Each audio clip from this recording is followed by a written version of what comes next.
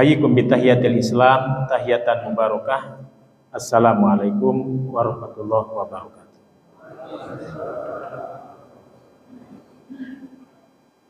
Saudara-saudara, ada 3 aliran filsafat yang hampir mirip. Yang pertama, kelompok yang meyakini bahwa manusia terlahir dalam keadaan bersih tanpa noda seperti kertas putih.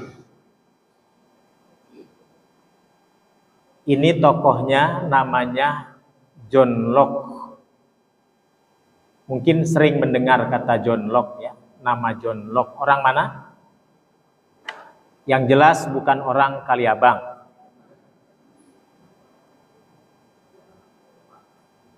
Paham ini disebut paham naturalisme. Paham natural. Sedangkan dalam Islam sama-sama meyakini manusia lahir dalam keadaan bersih. Sama. Tapi dalam Islam meyakini bahwa manusia lahir membawa sesuatu bekal. Yang sejak alam lahir manusia sudah memiliki keyakinan. Manusia terlahir dalam keadaan bertauhid. Nah, ini bedanya dengan naturalisme. Naturalisme ini kosong banget begitu ya. Betul-betul natural. Kalau ini tidak. Islam memang menganggap manusia lahir dalam posisi bersih. Tapi dia bawa bekal. Bekalnya apa? Tauhid. Dan yang kosong ini bisa dirubah. Tergantung siapa yang make.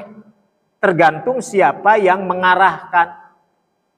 Imma jadi Nasoro, imma jadi Yahudi, dan imma jadi Majusi. Dalam Islam disebut fitrah. Dan Imam Bukhari menyebut fal muradu bil fitrati yakni al-Islam. Berarti kullu mauludin yuladu alal fitrah, setiap manusia lahir dalam posisi fitrah, itu artinya setiap manusia lahir sudah Islam. Nah, Imam Bukhari pun demikian. Imam Ibnu Taimiyah pun demikian.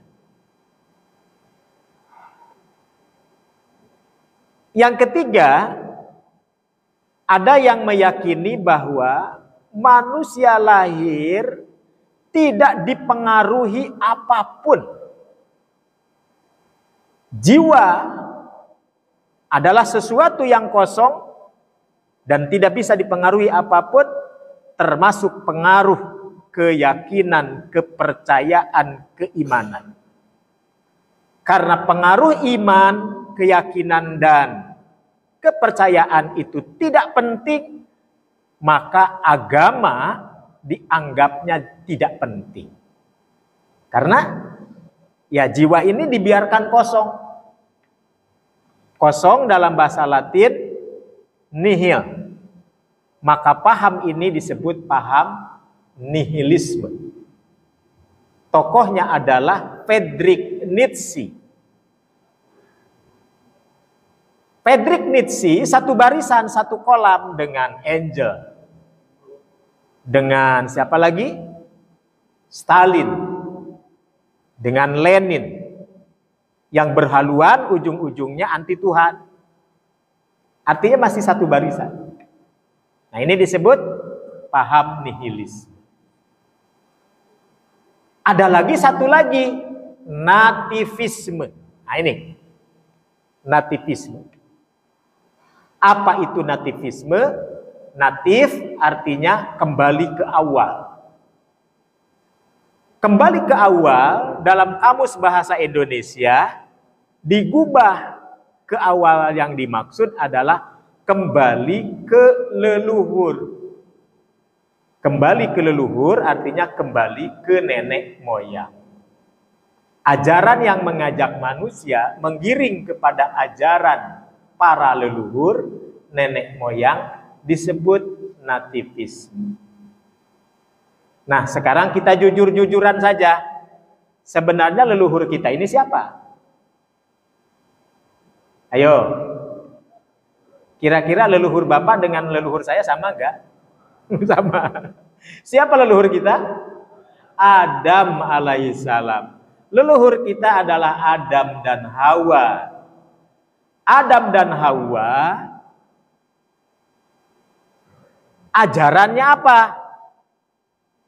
Animisme, dinamisme? Bukan. Adam Hawa itu ajarannya tauhid. Bahkan ada riwayat yang sahih menyebutkan sampai zaman Nabi Nuh alaihi salam penghuni bumi dalam kondisi bertauhid. Pajtalat humus syayatin, lalu setan menggoda sehingga mereka banyak yang menyimpang. Maka sejak zaman Nabi Nuh inilah muncul keyakinan-keyakinan, kepercayaan-kepercayaan dan penyimpangan demi penyimpangan. Maka selain Al-Quran menyebut kata Yahudi, kata Nasrani, Al-Quran juga menyebut kata sobi'in. Apa itu sobi'in? Para ulama ahli tafsir menyebut hum ubdatul kawakib wan nujum.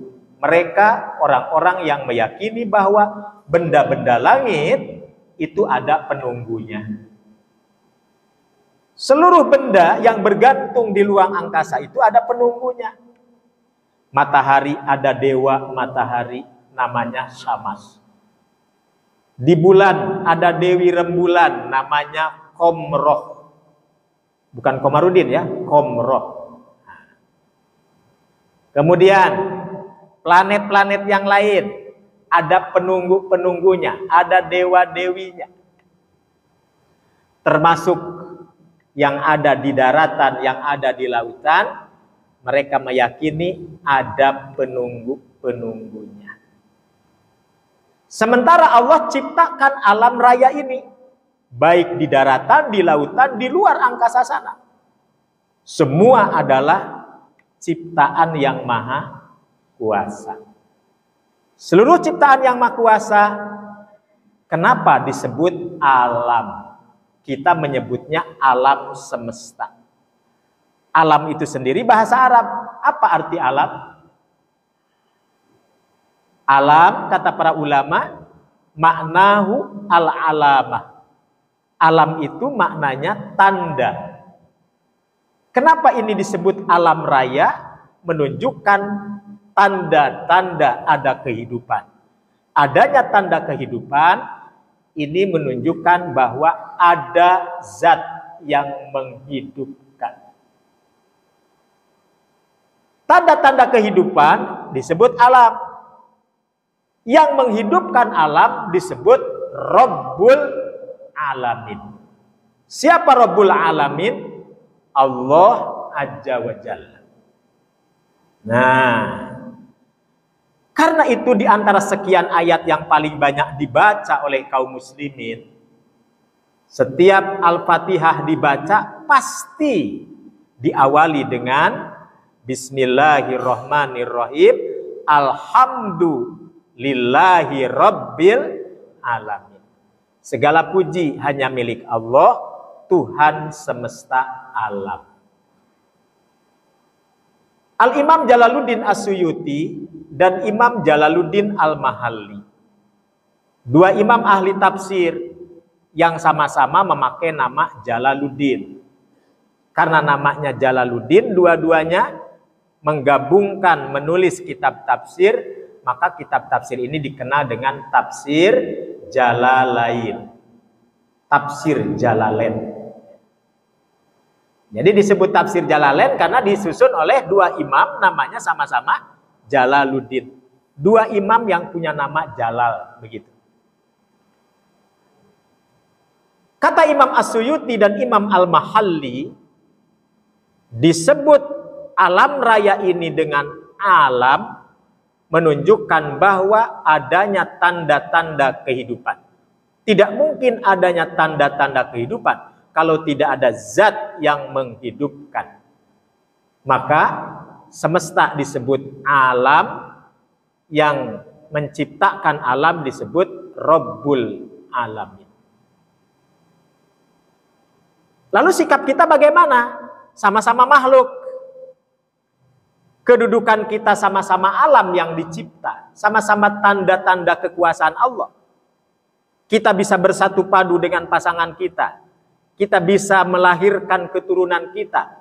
Al-Quran menyebut wa min ayatihi, dan di antara tanda-tanda kekuasaan Allah. Diciptakannya angin, diturunkannya hujan, diciptakannya langit dan bumi, bahkan diciptakannya manusia berpasang-pasangan. Allah menyebut dengan kalimat wa min ayatihi, di antara tanda-tanda kekuasaannya. Tuh. Posisi kita sebagai insan, sebagai manusia, kita ingin berterima kasih, ingin memuji, ingin memuja. Kepada siapa kita harus memuji dan memuja? Kepada siapa kita harus bersyukur? Selain diri kita bersyukur pada Yang Maha Kuasa, mulai manusia tersimpangkan. Mulai manusia punya pikiran, kita harus berterima kasih kepada alam. Loh, kok berterima kasihnya ke alam? Bukan kepada yang menciptakan alam. Kita berterima kasih ke gunung karena gunung sudah menghasilkan potensi sumber bumi, baik yang terkandung di dalam gunung itu sendiri ataupun hutan lebat yang mengandung di situ tumbuh-tumbuhan yang menghasilkan makanan. Panen raya kita tahun ini cukup sukses. Mari kita berpesta untuk bersodakoh. Ke siapa sodakohnya? Ke alam. Maka muncul istilah sedekah bumi. Panen raya kita cukup lumayan. Maka kita harus bersyukur kepada Dewi penunggu padi. Siapa? Dewi Sri. Kita menyebutnya Dewi Sri. Orang India menyebutnya Sri Devi. Ya, Dewi Sri juga. Cuma dalam bahasa India Sri Devi. Kita menyebutnya Dewi Sri. Panen ikan kita lumayan. Tangkapan ikan kita sungguh sangat banyak. Sangat wajar kalau kita berterima kasih kepada lautan dan yang menunggunya. Siapa yang nunggu lautan? Nah, mulai orang menyimpang. Dia lupa yang menciptakan laut, yang menciptakan hutan itu Rabbul Alamin. Tapi tidak dengan manusia. Lalu mereka menghadirkan apa yang disebut dengan Tuhan-Tuhan imajiner. Apa itu Tuhan imajiner? Tuhan bayangan yang dihadirkan selain Allah, Rabbul Alamin. Saya sebut Tuhan imajiner. Dalam hal ini, di zaman jahiliyah pun demikian. Sisa-sisa ajaran agama tauhid masih melekat pada mereka. Tapi seiring perjalanan waktu mereka mulai menyimpang dari ajaran tauhid, lalu tercampur ajaran mereka dengan ajaran di luar tauhid, maka meyakini munculnya nabi-nabi, munculnya Tuhan-Tuhan yang dihadirkan secara khayalan. Nah, maka mereka membuat berhala-berhala. Ketika ditanya, kenapa kalian menyembah berhala-berhala itu? Orang jahiliyah mengatakan dalam surah Az-Zumar ayat 3, A'udzubillahi minasyaitonirrajim, ma na'buduhum illa liyuqarribuna ilallahi zulfa. Silahkan dilihat, dicek surat Az-Zumar ayat 3. Ma na'buduhum illa liyuqarribuna ilallahi zulfa. Kami tidak menyembah mereka berhala-berhala itu. Tapi kami melakukan menjadikan berhala-berhala itu sebagai perantara saja untuk mengkomunikasikan kami dengan Maha Pencipta. Tuh. Padahal yang Maha Pencipta itu sendiri tidak membutuhkan perantara-perantara itu. Bisa dipahami? Nah, dalam konteks sekarang, dalam konteks nativisme, menghadirkan Tuhan imajiner dalam rangka apa? Menjalin komunikasi dengan zat yang maha kuasa sebenarnya. Wah, ini sangat jauh sekali. Ya. Tinggal bersyukur kepada Allah, tinggal memuji kepada Allah tanpa melibatkan siapa penunggu hutan, siapa penunggu gunung, siapa penunggu pohon, siapa penunggu bebatuan, dan siapa penunggu lautan lepas itu. Nah, maka kenapa muncul istilah tidak? Kita ini memiliki ajaran asli, ajaran lokal. Yang jauh sebelum Islam datang, kami sudah memiliki keyakinan. Apa benar? Apa bisa dibuktikan secara akademik? Ya. Ada upaya-upaya menghilangkan sejarah bagaimana peradaban Islam ditanamkan oleh para pengembang dakwah Islam pertama ke seluruh pelosok negeri, bahkan mampu membangun sebuah kesultanan besar di zamannya, yakni Kesultanan Demak, dengan tokohnya Raden siapa? Raden Patah. Nah, ini digeser peran keberadaan eksistensi Raden Patah sebagai Kesultanan Demak tergeser.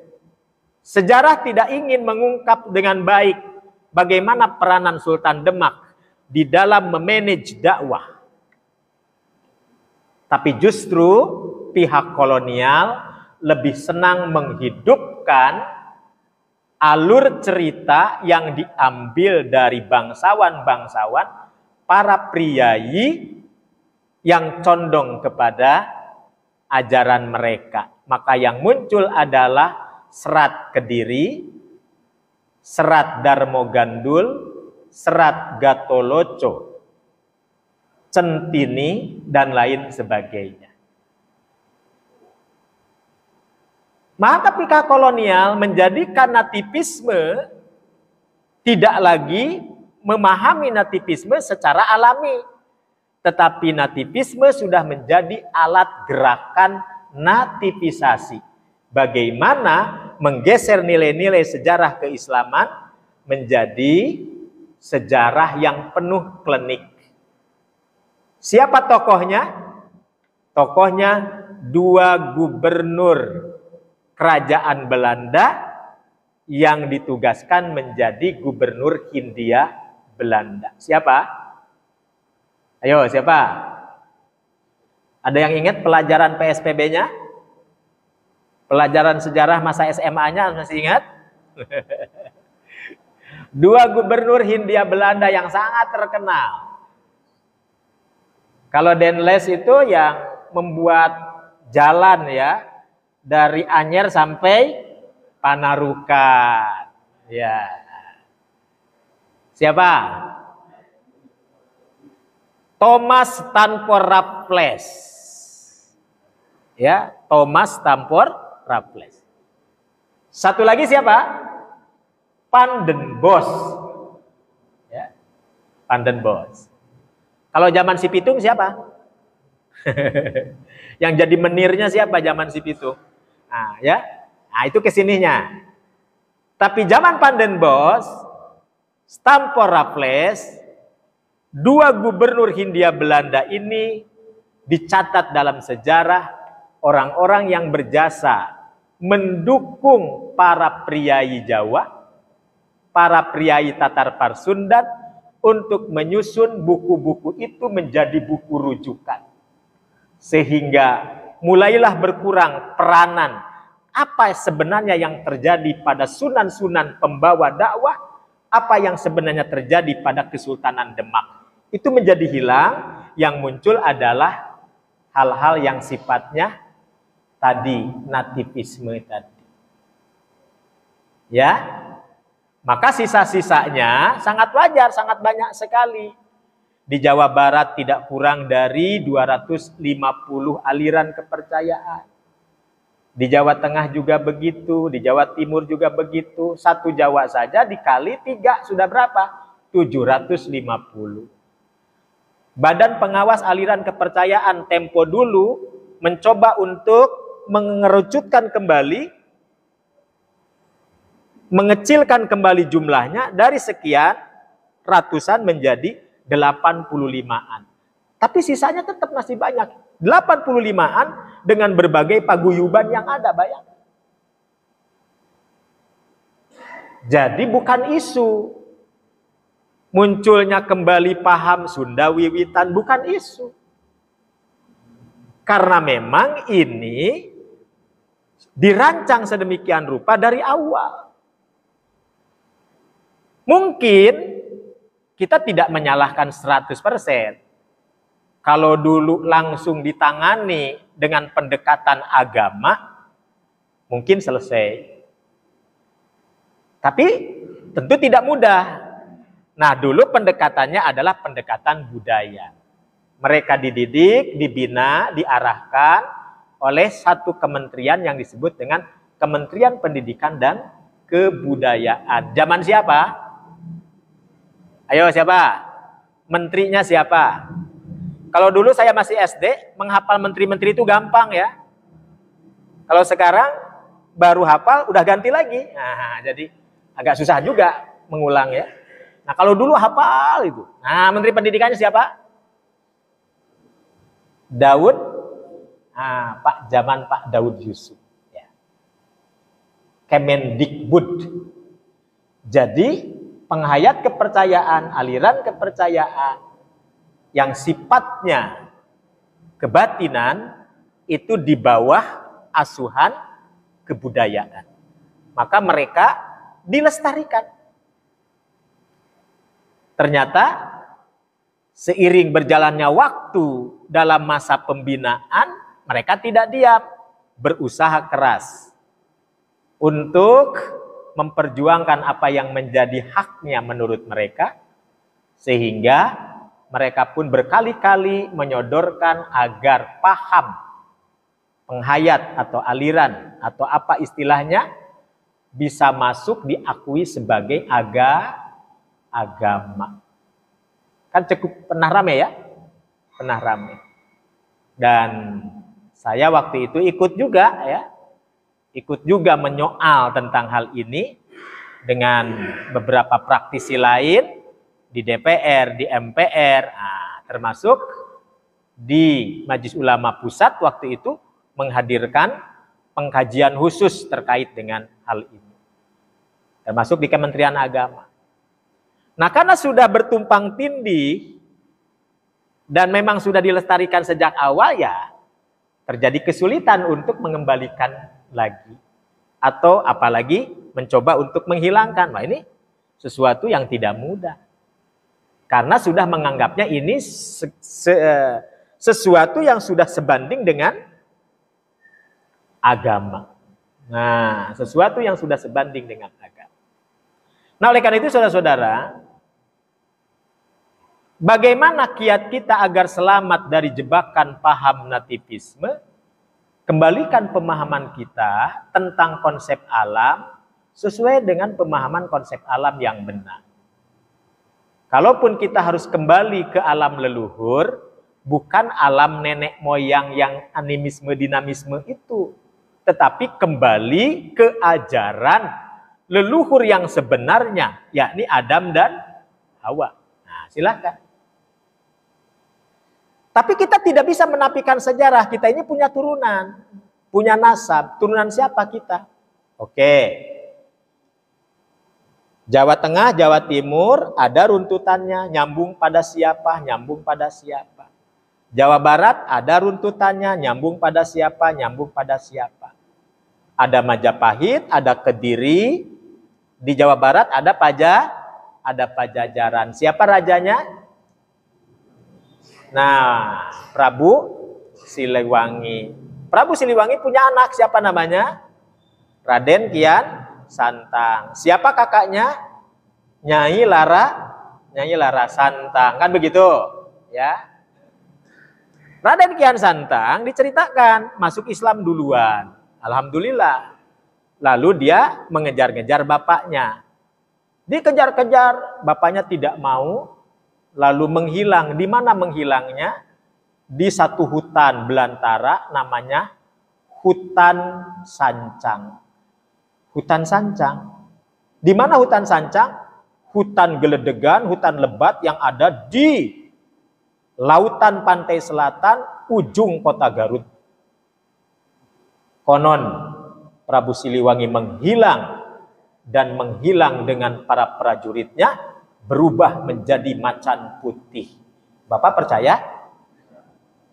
Nah, persoalannya kan di situ. Adanya kerajaan Pajajaran, iya. Adanya raja-raja yang memimpin kerajaan itu, iya. Tapi berubah macan putihnya itu. Adanya para wali 9, iya. Para sunan yang mengajarkan dakwah kepada masyarakat, iya. Tapi terbang di atas airnya itu yang masalah. Atau bertapaknya sampai lumutannya itu yang perlu dipertanyakan. Makanya ketika kita bertanya, kalau memang mereka mengajarkan dakwah Islam kepada masyarakat, adakah kitab fikih yang diajarkan? Adakah kitab sirah yang diajarkan? Adakah kitab akidah yang diajarkan? Tentu lain dulu, lain sekarang. Sekarang kita bisa belajar agama dengan baik. Bisa pakai handphone, bisa pakai laptop, bisa pakai layar dibantu dengan seperti ini, bisa. Di mana-mana kita bisa belajar agama dengan fasilitas yang berbeda-beda. Dulu tidak. Agama disampaikan sebatas taujih saja, petuah saja. Untuk menerapkan daya ingat supaya tidak mudah lupa, maka dibuatlah nadom-nadom. Maka kita hargai, ya. Nasihat-nasihat dalam bentuk nadom-nadom, syair-syair. Ya. Jadi kita percaya itu, tidak bisa kita namikan sejarah itu. Namun ketika di dalamnya penuh dengan cerita-cerita yang sifatnya klinik, mistisisme, nah perlu kita pertanyakan. Ini sudah masuk ranah apa yang disebut nativisasi, jebakan nativisasi. Jadi kalau demikian berhasil penjajah menanamkan satu pemahaman kepada masyarakat pribumi bahwa kita punya karuhun, kita punya turunan, leluhur, seolah-olah leluhur kita tidak ada perubahan. Loh, leluhur kita berubah. Mengapa ada perang Padri? Mengapa ada Tuanku Imam Bonjol? Mengapa ada harimau nan salapan? Di Sumatera ada harimau nan salapan, di Jawa ada wali 9. Siapa harimau nan salapan? Para tuan guru yang baru belajar dari Mekah. Disebut harimau nan salapan. Perkumpulan mereka jelas. Perkumpulan pelajar ini disebut Padri. Maka mereka disebut kaum Padri. Ketika mereka berhadapan dengan kelompok yang tidak sepaham, maka terjadi adu domba oleh Belanda. Maka terjadi peperangan antara Tuanku Imam Bonjol dengan lawannya, maka perang itu disebut perang Padri. Silakan dibaca sejarah. Nah, saudara-saudara, untuk mengungkap hal ini tentu tidak mudah, tidak gampang, dan harus hati-hati dengan pengawalan yang ketat membaca buku-buku sejarah. Dr. Hidayat Nur Wahid ternyata pernah nulis buku, walaupun tidak dipublikasikan. Sebuah tesis ketika beliau ngambil studi di Madinah. Judulnya bagus yang saya baca, al-batiniyun fi Indonesia. Aliran kebatinan di Indonesia. Gampangnya Bapak bisa baca tulisannya Buya Hamka. Ada buku judulnya Aliran Kebatinan di Indonesia. Atau judul buku yang ditulis oleh Profesor Dr. Muhammad Rasidi, judulnya Aliran Kebatinan. Atau membaca buku yang ditulis oleh Profesor Kamil Kartapraja, sama judulnya Aliran Kebatinan. Ternyata kita ini kanan kiri atas bawah penuh dengan aliran-aliran semacam itu. Kenapa kok bisa begitu? Ya karena dihidupkan. Ketika ingin dibersihkan, terjadi kesulitan. Kenapa terjadi kesulitan? Ya, karena dilestarikan. Nah, ternyata apa yang dikhawatirkan oleh Pak Natsir dulu, ada 4 hal yang bisa mengancam terhadap dakwah di masa yang akan datang. 1, gerakan sekularisasi. 2, gerakan kristenisasi.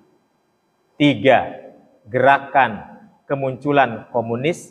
Dan yang keempat, munculnya gerakan nativisasi.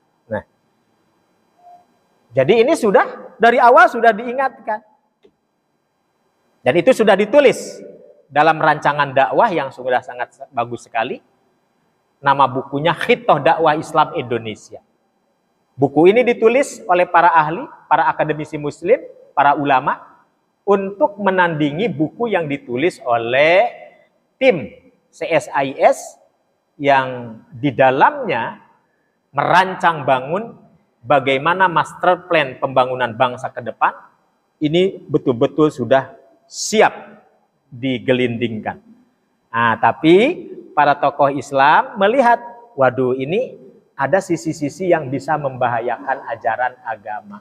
Maka bikin Khitoh Dakwah Islam Indonesia yang dikenal dengan buku hijau. Siapa yang pernah baca?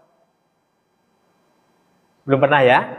Nah, silakan dibaca tulisan saya, judulnya Menalar Zaman. Menalar Zaman, Khitoh Dakwah Islam Indonesia, Menakar Zaman, Menalar Zaman, Menakar Masa. Nah, itu judulnya. Ada ya? Pokoknya ada lah semua di situ. Jadi, karena sudah saya tulis semua, jadi bapak-bapak tinggal baca. Jadi sebenarnya gampang ngajarin bapak-bapak ini sekarang. Tidak ngaji pun nggak apa-apa, tapi langsung ikut ujian UTS bisa langsung. Nah, tapi ngapalin dulu gitu ya. Dan makalahnya sudah ditulis ya. Jadi inilah paham nativisme yang dimaksud. Mengembalikan manusia ke alam karuhun, alam nenek moyang dengan konsep alam yang keliru. Maka tentu kesimpulannya juga akan keliru. Nah, oleh karena itu saudara-saudara, ini menjadi perhatian kita semua. Betapa agama ini sangat penting untuk terus dikaji ya. Dikaji, didalami, tentu dengan segala tantangan yang ada. Oleh karena itu, kajian fikihnya insya Allah Bapak sudah banyak membaca, kajian sirohnya sudah banyak membaca. Nah, perlu juga kita kenalkan kepada generasi yang akan datang bahwa hidup ini di depan kita selalu ada tantangan. Maka problematika dan tantangan dakwah itu akan ada di setiap zaman. Oleh karena itu kajian As-Saqafah Al-Islamiyah ini mencoba untuk konsentrasi dalam menyikapi persoalan-persoalan seperti yang kita bahas selama ini. Baik, Ikhwan Fillah azakumullah, selebihnya silakan dibaca tulisan-tulisan kami. Itulah yang dapat saya sampaikan dalam kesempatan yang berbahagia ini. Mudah-mudahan semua kita bisa mengambil manfaatnya. Aku qouli hada wa astagfirullah li wa lakum. Wassalamualaikum warahmatullahi wabarakatuh. Masih ada waktu? Nah, silakan. Yang mau menambahkan silakan.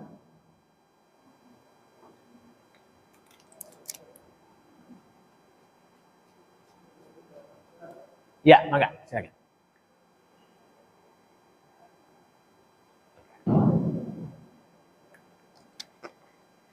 Assalamualaikum warahmatullahi wabarakatuh. Salam. Dengan paham nanti ismi tadi Ustaz. Ya. Bagaimana Mas Ustaz dengan terpilihnya Gubernur Jawa Barat Bapak ini semua yang paham nanti ismi. Ya. Menurut Bapak bagaimana? Ah, berarti sama. Nah, jadi jawaban saya sama seperti jawaban Bapak ya.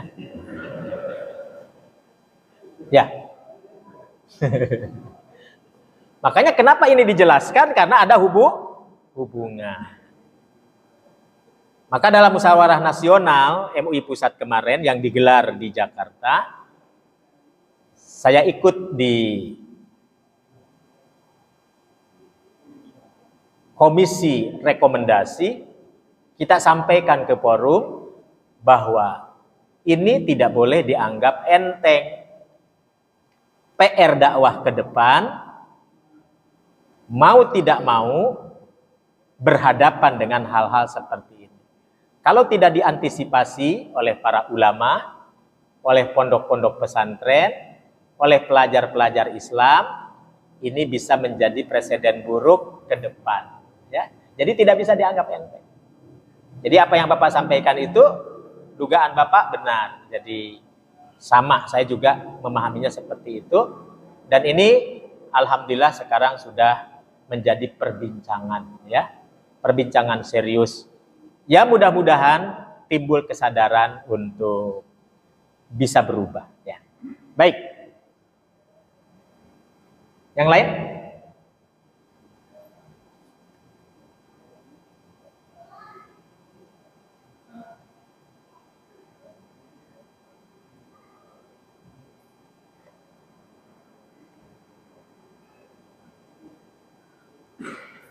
Tribun kanan silahkan. Dari tribun kanan ada perlawanan. Silakan.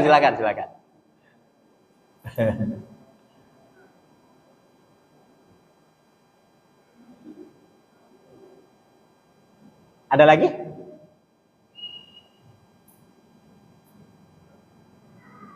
Ya.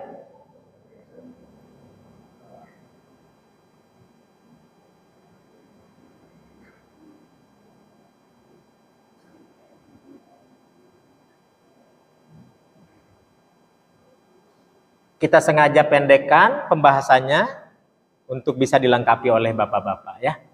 Silakan.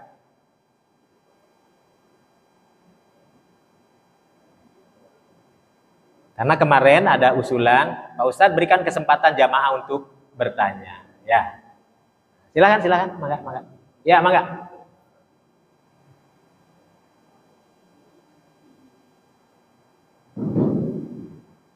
Assalamualaikum warahmatullahi wabarakatuh.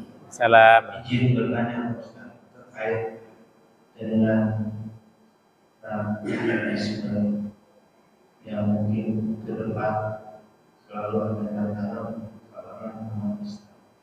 Terkait dengan itu, ini kan dengan bersama, apakah sudah disosialisasikan masalah ini kepada pesantren agar tidak terjebak dengan masalah tersebut? Terima kasih. Wassalamualaikum warahmatullahi wabarakatuh.